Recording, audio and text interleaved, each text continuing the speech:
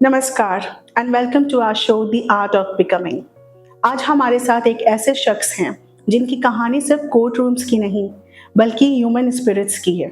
He is a supreme court advocate. Beyond who you are lies who you could be.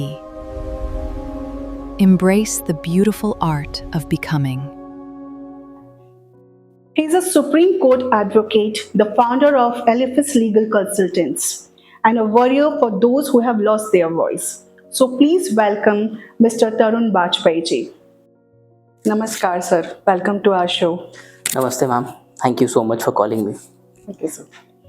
तो सबसे पहले मैं आपसे ही शुरू करूंगी। इलाहाबाद हाई कोर्ट से लेकर सुप्रीम कोर्ट तक का सफ़र और फिर इतनी बड़ी इंफ्रास्ट्रक्चर प्रोजेक्ट, ये आपकी इनर कॉलिंग थी या सिर्फ जॉब? कभी कभी ऐसा होता है जब आप कोई चीज़ प्लान करके नहीं करते हैं, बस रैंडमली कर देते हैं तो वो हो जाती है।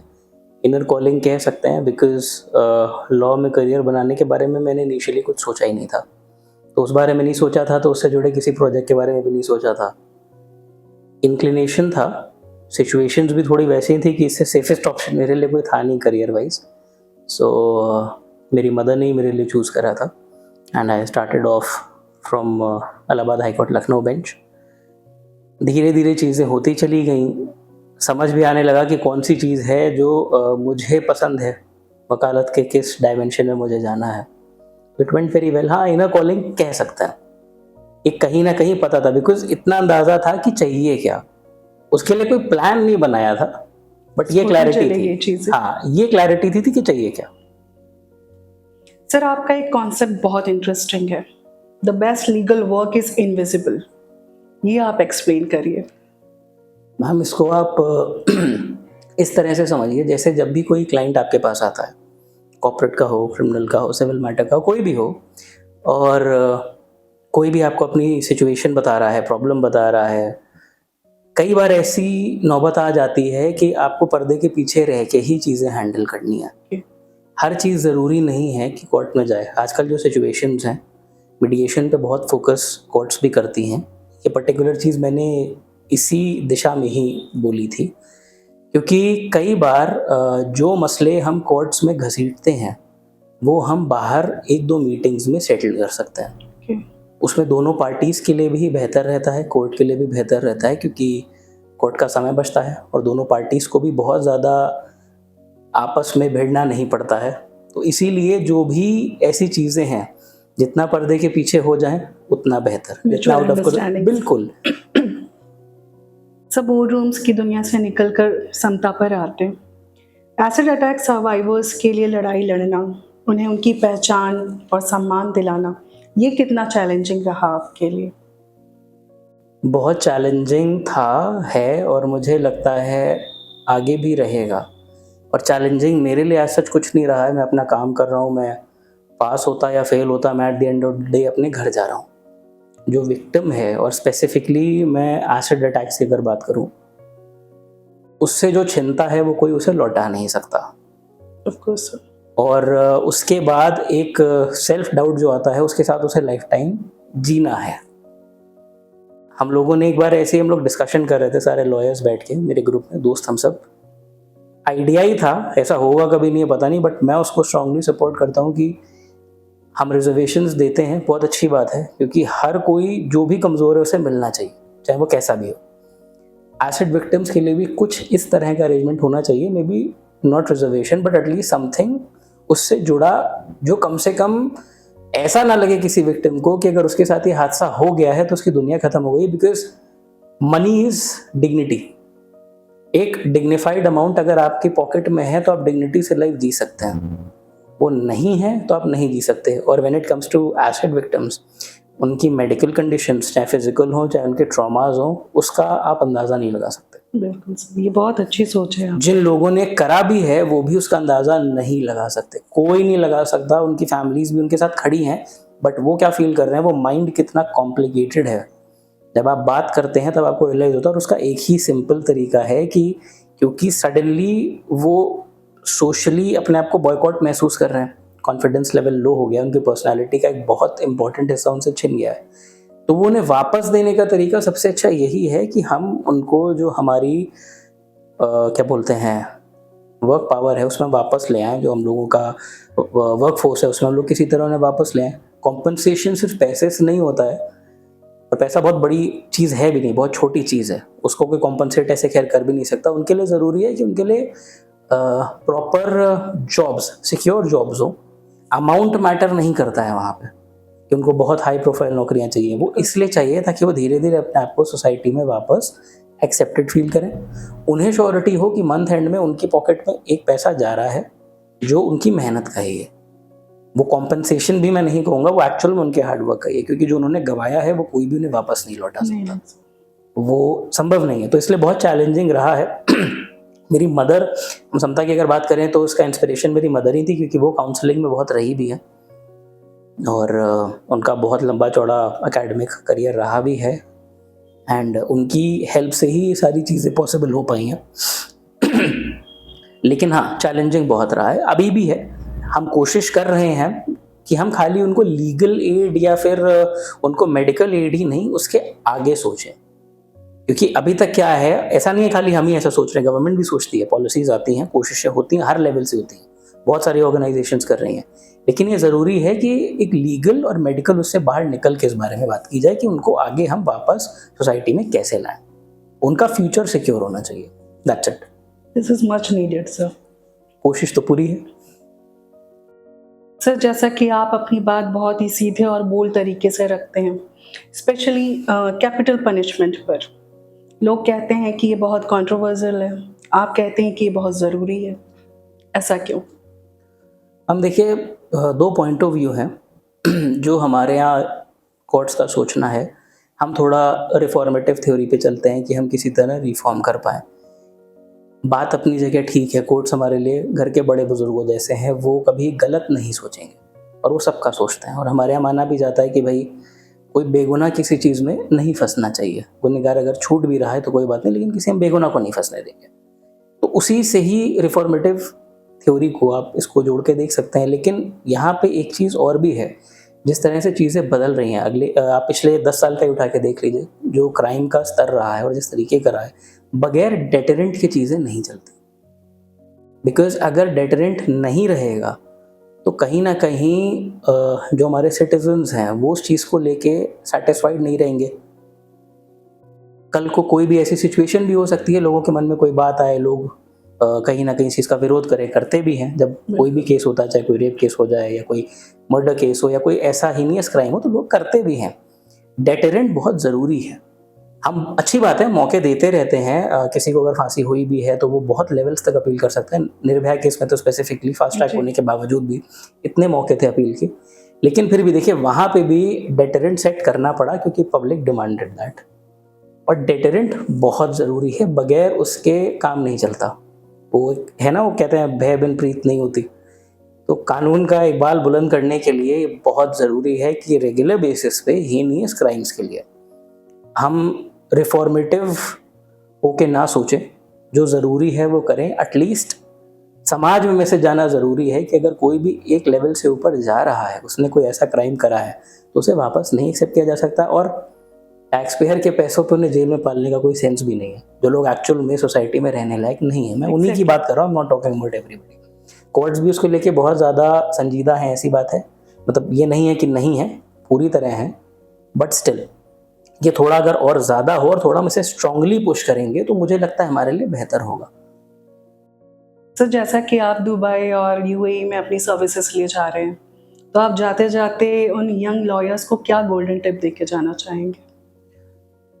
कुछ चीज़ें हैं, जैसे दुबई हमारा कोई पहला ऐसा टारगेट नहीं है कि हम अब्रॉड जाके कुछ करने की सोच रहे हैं इस पर्टिकुलर फ्रेटर्निटी में।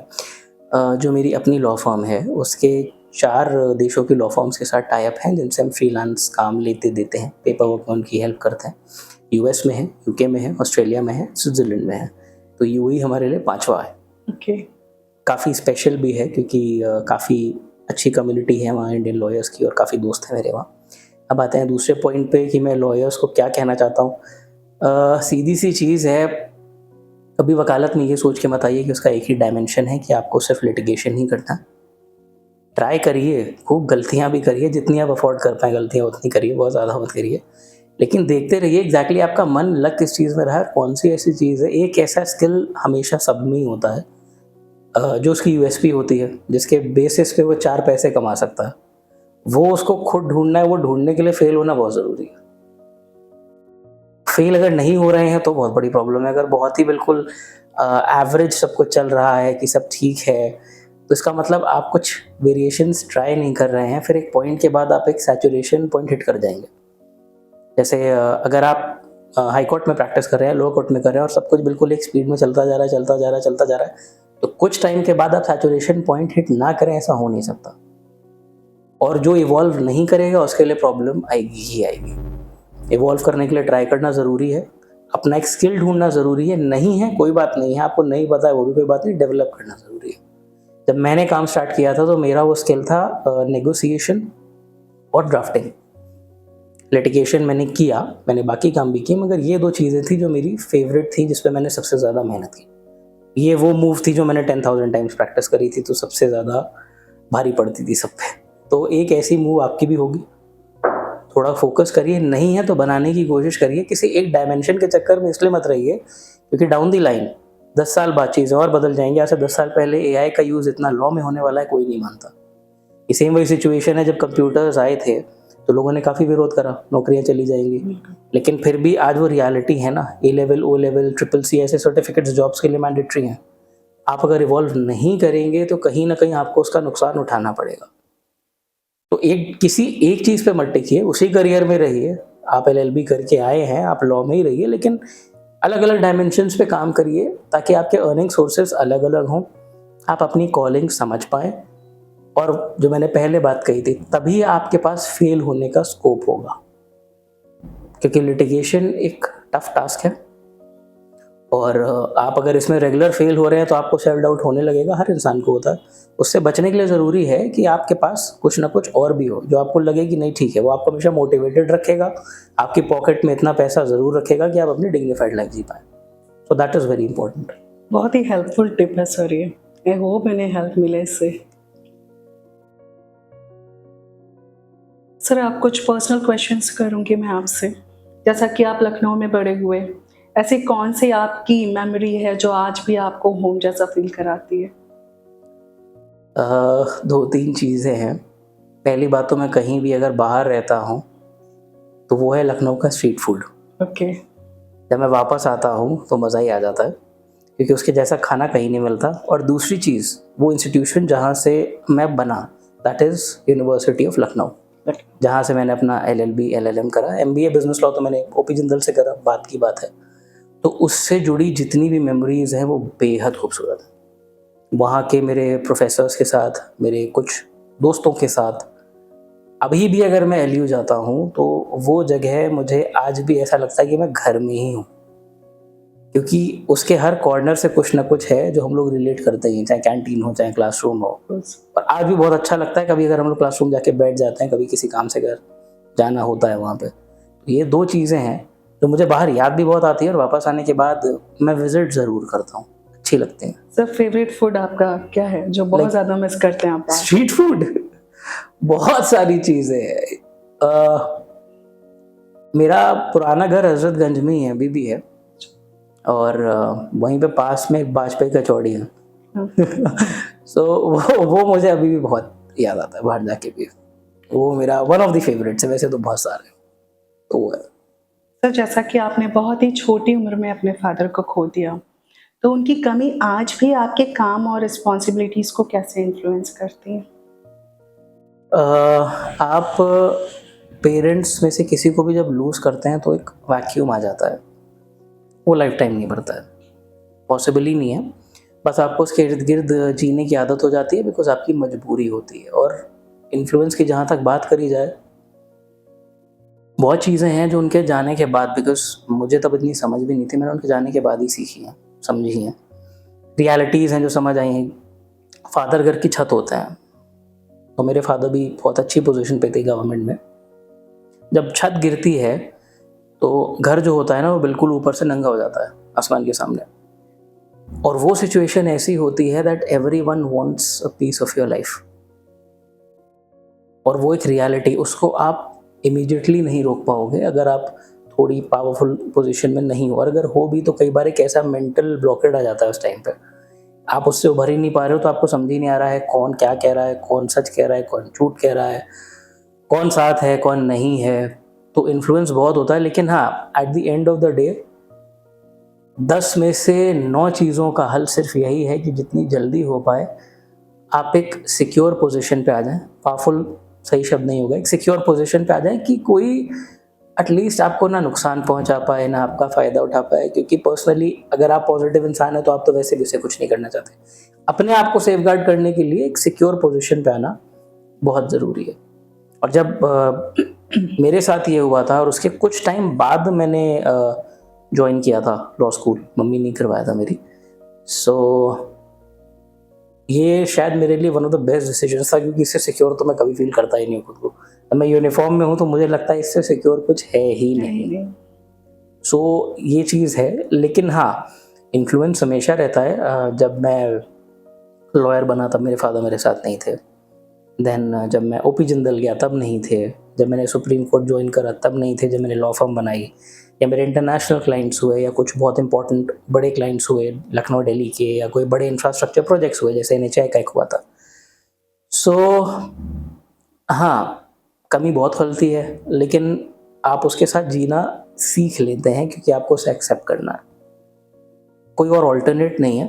लेकिन हाँ, इतना ज़रूर है, अपने आप को सिक्योर पोजीशन पे ही रखिए सो दैट कमी है बट उसका कोई फ़ायदा ना उठाए। एटलीस्ट इतना अपने लिए करना बनता है, करना चाहिए। तो जैसा कि आपने बताया कि आपकी मदर आपकी सबसे बड़ी गुरु रही हैं, उनसे आपको सबसे बड़ी लर्निंग क्या मिली? बहुत सारी हैं। एक्चुअल में मैं छोटा था सबसे घर में, तो मैं मम्मी के इर्द गिर्द ज़्यादा रहा भी हूँ। कभी भी ऐसी कोई सिचुएशन नहीं रही कि मैं कोई बहुत मम्मास बॉय रहा हूँ, क्योंकि मॉम मेरी बहुत वैसी है नहीं। ज़्यादा अगर शैतानी अतानी की तो 2 चांटे लगा भी देती थी। आज भी डांट देती हैं, कोई बड़ी बात नहीं है, तो बहुत लाड़ प्यार वाली नहीं है। लेकिन हाँ, उनकी वजह से ही है जितना मैं फियरलेस आज हूँ किसी भी चीज़ को लेके, किसी भी सिचुएशन को लेके, उतना फियरलेस सिर्फ मैं उनकी वजह से हूँ। बिकॉज अगर मैं बहुत स्ट्रॉन्ग डिसीजंस लेता हूँ तो मेरे से ज़्यादा स्ट्रॉन्ग डिसीजन वो लेती हैं। सो एक इन्फ्लुएंस है। और वैसे भी आप पूरी दुनिया में और लोगों से इन्फ्लुएंस होने से अच्छा है आप अपने पेरेंट्स से इन्फ्लुएंस होइए, उनकी पॉजिटिव चीज़ों से इन्फ्लुएंस होइए, वो आपके लिए बेहतर है। At the end of the day वो आपके माँ बाप हैं और इन्फ्लुएंस है उनका बहुत है। दखल उन्होंने कभी नहीं दी, आज़ादी पूरी दी। ये एक चीज़ है जो मुझे हमेशा बहुत अच्छी लगी। उन्होंने कभी नहीं मना करा कि ये करो वो करो या ये मत करो वो मत करो। गलतियां करने का पूरा स्कोप रखा, लेकिन जब बहुत ज़्यादा की तो बहुत डांट मार भी पड़ी है। तो ये है। सर, क्या चाइल्डहुड का कोई ऐसा इंसिडेंट या एक्सपीरियंस है जिसने आपके अंदर जस्टिस के लिए लड़ने के लिए पहला बीज बोया? हैं, काफ़ी सारे हैं, लेकिन अगर रीसेंट पास्ट में अगर किसी ने बहुत ज़्यादा इन्फ्लुएंस कर दिया हो या जिसने सोचने में मजबूर कर दिया हो कि यार कुछ करना चाहिए या ये सिचुएशन चेंज होनी चाहिए, वो मेरे फादर की डेथ के बाद था। बिकॉज वो भी गवर्नमेंट सर्विस में थे और आप गवर्नमेंट सर्विस में थे तो उनकी डेथ के बाद बहुत सारा पेपर वर्क ड्यू था। तो उसके लिए कई बारी मेरे को सरकारी दफ्तर जाना ही पड़ता था। तो जाते थे, खूब वेट करना पड़ता था। हर आदमी करता है, खाली मैंने नहीं करा, सभी की स्ट्रगल्स रही हैं गवर्नमेंट ऑफिसर्स की। कई जगह बहुत अच्छे लोग मिलते हैं, कई जगह बहुत बुरे लोग मिलते हैं। तो जो बुरे लोग मिलते हैं उनसे सीखने को चीज़ मिली, वही जो आप पूछ रही हैं मेरे से। मैंने एक चीज़ सीखी और ये ब्यूरोक्रेटिक लेवल पे हुआ सबसे ज़्यादा। जो रेड टेपिज्म होता है सबसे करीब से मैंने तभी देखा जब मैं अपने काम कराने गया था। अगर आप किसी लेवल पे नहीं हैं, ऐसा नहीं है कि आपकी बात सुनी नहीं जाएगी, क्योंकि बहुत सारे दरवाजे खुले हैं, कोर्ट्स खुले हैं, लेकिन सही तरीके से सुनी जाए ऐसा ज़रूरी नहीं है। उसके लिए ज़रूरी है कि आपकी अपनी पहचान हो, आपकी अपनी ताकत हो, वरना बगैर उसके यूजुअली लोग सुनते नहीं हैं। स्पेसिफिकली जितना भी ये ब्यूरोक्रेटिक लेवल पे चीज़ें होती हैं, बहुत कम ही लोग होते हैं जो जेन्युइनली आपकी मदद करें। नियम कायदे हैं, पेपर पे हैं, एग्जीक्यूट करना उनका काम है, लेकिन वो कितना तेज़ होता है, कितना धीरे होता है, ये सबको ही पता है। सबके अपने अपने एक्सपीरियंसेस रही हैं। कभी कभी बहुत अच्छे भी रहे ही होंगे, मेरे भी बहुत अच्छे रहे हैं, कभी कभी बहुत ख़राब रहे हैं। तो एक सीधी सी चीज़ है, जितना हो पाए अपने आप को मजबूत रखिए, सोशली मजबूत रखिए, करियर वाइज मजबूत रखिए, सो दैट कभी भी अगर ऐसी कोई सिचुएशन आप फेस कर रहे हैं तो एक आपको अननेसेसरी ह्यूमिलिएशन या एम्बैरेसमेंट ना फील हो, क्योंकि होता है, लोगों को होता है, मैंने सामने देखा है। जब तक मैं खुद भी वकील नहीं था तब तक मैंने भी कई बार फेस करा है। उसके बाद तो क्या किसी की हिम्मत नहीं है, पॉसिबल ही नहीं है। वो तो हम करवा ही लेंगे काम, क्योंकि जो भी होगा वो लॉफुल ही होगा, और लॉफुल है तो करना तो पड़ेगा। लेकिन यहाँ तक बोलने के लिए भी एक लेवल पे आना ज़रूरी है, वरना लोग आपकी बात क्यों सुनेंगे। तो यही वो पॉइंट था फादर की डेथ के बाद, जब मुझे लगा कि नहीं, ये सिचुएशन तो चेंज होनी चाहिए। सर एक लास्ट क्वेश्चन। सर जब आपने अपने करियर की शुरुआत की, तब आप जो थे और अब आप जो हैं, आपके लिए सक्सेस की डेफिनेशन कितनी बदली?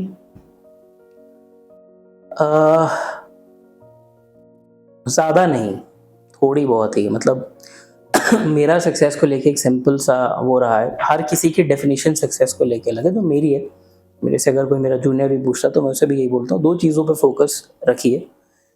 पहली चीज़ है नीड और ग्रीड। नीड्स पूरी हो सकती हैं, ग्रीड्स की कोई लिमिट नहीं है, ना जीते जी ना मरने के बाद।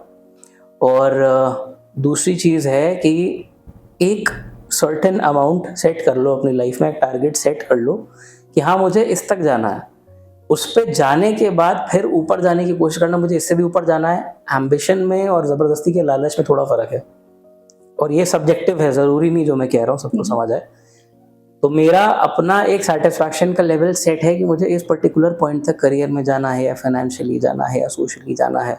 जिस दिन मुझे लगेगा कि मैं उस पॉइंट पे पहुंच गया हूँ, मैं उसके बाद फालतू में हाथ पैर नहीं मारने वाला। I just want to relax and enjoy what I have earned, and I always want to keep one thing in mind, that भैया ये मेरी नीड है, ये मेरी ग्रीड है।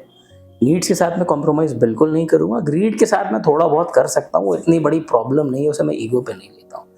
और तीसरी और सबसे इम्पॉर्टेंट चीज़, करियर में एक कोई ना कोई ऐसी अच्छी चीज़ ज़रूर होनी चाहिए, क्योंकि नेगेटिव बातें तो 10 आपके बारे में होंगी ही होंगी। एक कोई पॉजिटिव चीज़ होनी चाहिए, कोई एक ऐसा काम जो आप कर रहे हैं वो हमेशा लोगों को याद भी रहे, आपके इर्द गिर्द, आपके प्रोफेशनल सर्कल में, पर्सनली बात नहीं कर रहा हूँ।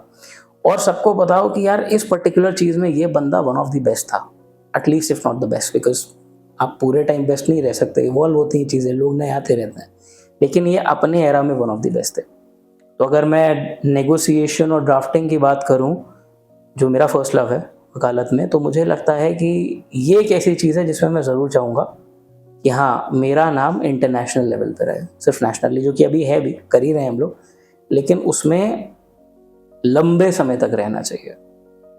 उस पर मुझे उस चीज़ को छोड़ना नहीं, उसके साथ मैं कोई कॉम्प्रोमाइज़ नहीं करूँगा, और वो मेरी ग्रीड नहीं है, बिल्कुल भी नहीं है।